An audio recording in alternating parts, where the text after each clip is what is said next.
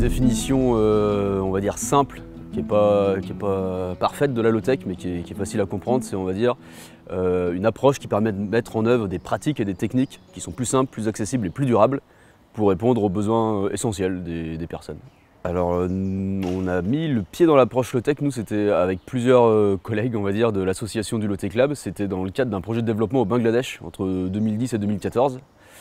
On s'est retrouvé un petit peu à découvrir l'envers du décor qui était généré par nos sociétés, qui nous a pas trop donné envie.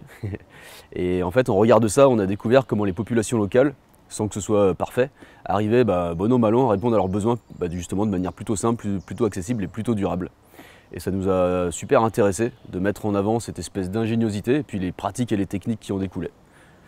Et c'est un peu comme ça qu'on a commencé à creuser le sujet des low-tech.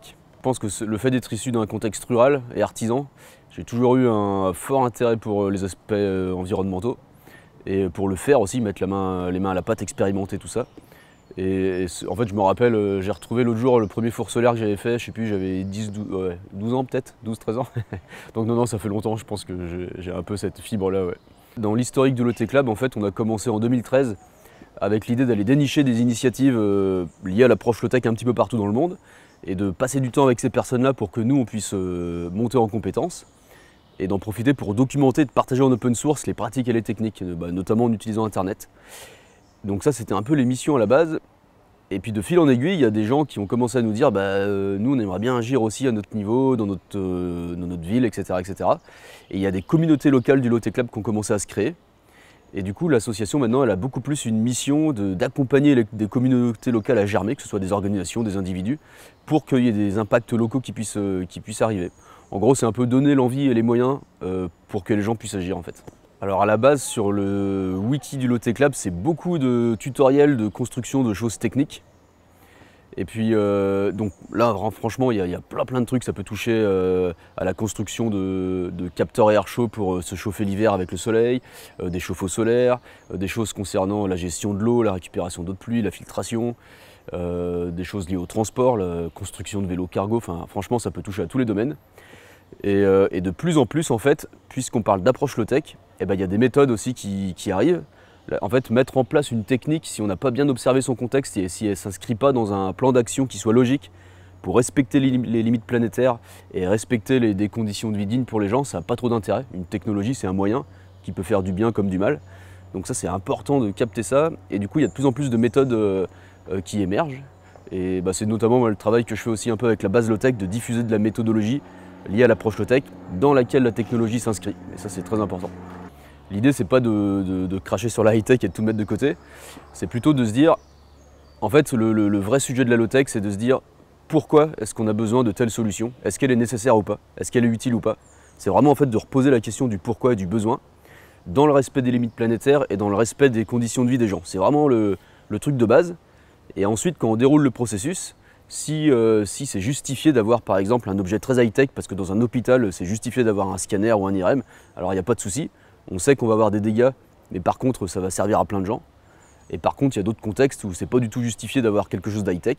Et du coup, c'est vraiment de venir questionner le bon niveau technologique, en fait. Et il est vraiment là le sujet.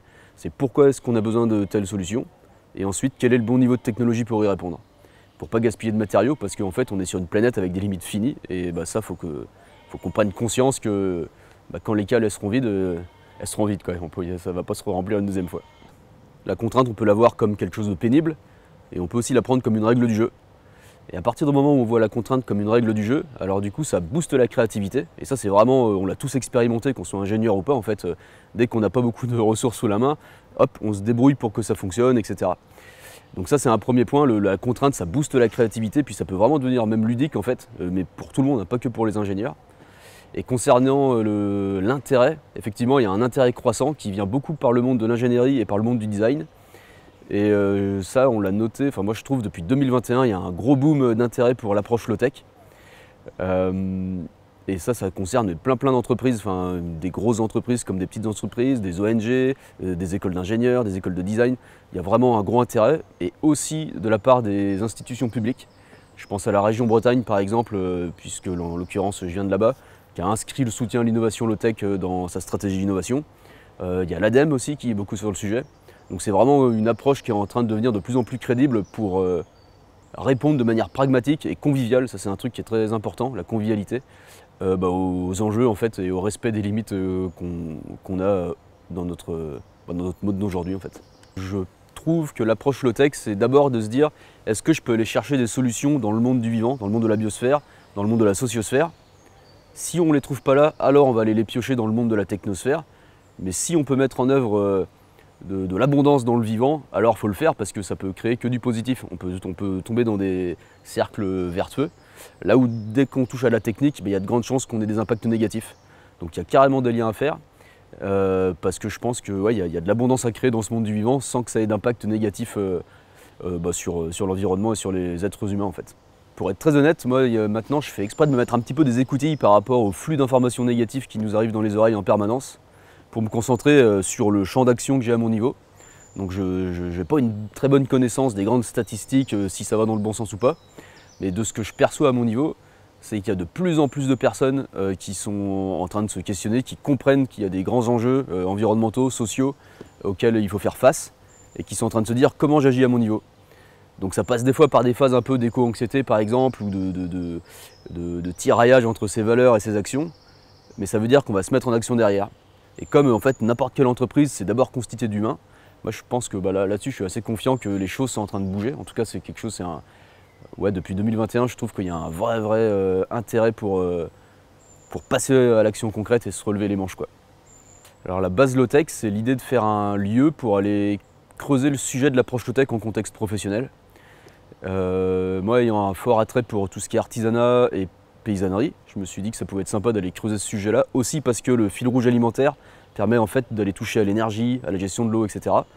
Et le fait de créer un petit lieu d'activité complémentaire autour de ce fil rouge-là, en fait c'est un bon prétexte pour venir transmettre l'approche low-tech de manière générale. Et ça, en fait, peu importe les structures, peu importe leur mission, leur secteur, en fait l'approche low-tech, c'est assez transverse, on peut l'appliquer un peu partout. Et aujourd'hui, les gens ils ont besoin d'exemples concrets pour se dire ah ouais, en fait on peut passer à l'action, on peut commencer petit et puis faire grandir le truc tranquillement. Et la base low-tech, ça a vraiment cette vocation-là. Mettre en œuvre, faire de la recherche-action et puis transmettre l'approche low-tech de manière large, quoi. Ouais, c'est une super question en fait, parce que je pense qu'il est tout le truc, il est vraiment là le sujet. C'est que ce qu'on appelle la transition, pour moi, c'est pas du tout une histoire de transition technologique, c'est avant tout une histoire de transition culturelle et de changement de logiciel de pensée dans nos sociétés.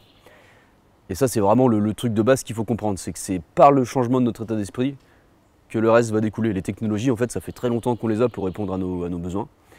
Et oui, en fait, il y a le sujet pragmatique qu'il faut faire attention à notre consommation, à nos émissions de carbone, etc. Ça, c'est pour respecter les limites planétaires. Il ne faut pas oublier qu'il y a en regard de ça la manière dont, en tant qu'être humain, on peut répondre à nos besoins et on peut s'épanouir aussi de notre petit laps de temps sur Terre. Et ça, je trouve que c'est un truc qui est souvent mis de côté, dont on ne parle pas dans les médias. On parle souvent du changement climatique. On oublie que là-dedans, il y a l'humain qui doit s'épanouir. Et ça, moi, en tout cas, je suis de plus en plus alerte là-dessus et à proposer de la méthode concrète pour passer à l'action. Parce que quand on donne à quelqu'un la capacité d'agir, à son niveau, on va retrouver de l'épanouissement. Moi, je me suis longtemps questionné sur pourquoi est-ce que les gens ils venaient vers l'approche low-tech par le bricolage. Et moi, le premier. Et en fait, c'est tout simplement que quand on bricole, même si c'est un truc un peu bancal qu'on a fabriqué, on retrouve de la capacité d'agir, on se dit ah ouais, au moins ça je sais le faire. Et ça, il y a un vrai truc là-dessus pour les gens, et notamment ce qu'on appelle les cols blancs, les gens qui se retrouvent dans les bureaux, qui peuvent parfois souffrir de manque, la sensation de manquer d'utilité. Le fait de remettre les mains dans le concret, de se relier en fait à des choses très pragmatiques, de produire de l'alimentation, même si c'est pas à une visée d'autonomie ou quoi que ce soit, on reprend du pouvoir d'agir. Et donc ça crée de l'épanouissement. Et je trouve que l'approche low-tech, elle a ça de bien, c'est qu'elle touche à la fois à répondre de manière pragmatique aux enjeux environnementaux, et puis aussi à l'épanouissement et à apporter des conditions de vie dignes aux gens en fait. Et je pense effectivement que dans notre société, il y a une distension, on va dire, entre maintenant les valeurs des gens qui comprennent un peu les enjeux et puis qui dans leur quotidien peuvent se sentir un peu coincés, et puis ce qu'ils voudraient faire et leur action dans leur quotidien. Donc les gens se mettent en mouvement pour accorder les deux. Il y a un critère très important dans l'approche low-tech qui est celui du degré d'autonomie.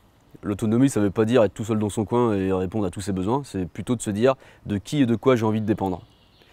Et le fait de choisir des dépendances qui sont proches, qu'on peut palper, qu'on peut voir avec nos yeux, etc., que ce soit des êtres humains, parce que c'est les maraîchers, maraîchères d'à côté qui vont nous fournir de l'alimentation, ou des technologies comme des phytoépurations, etc., en fait, on va savoir de qui et de quoi on dépend, ça va créer de la sécurité, et en plus, ça crée de la responsabilité, parce que en fait, si on voit que le maraîcher, maraîchère d'à côté, ça va pas très bien, on va peut-être être tenté de contribuer à son modèle.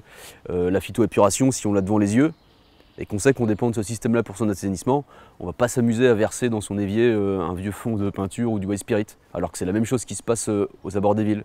Pour l'énergie, c'est pareil, en fait, c'est facile d'avoir un fil qui arrive dans notre maison avec de l'énergie limitée.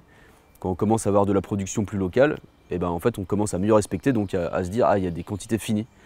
Et oui, je pense que le fait de revenir à du plus local, mais dans le respect, dans la communication avec tout le monde, c'est un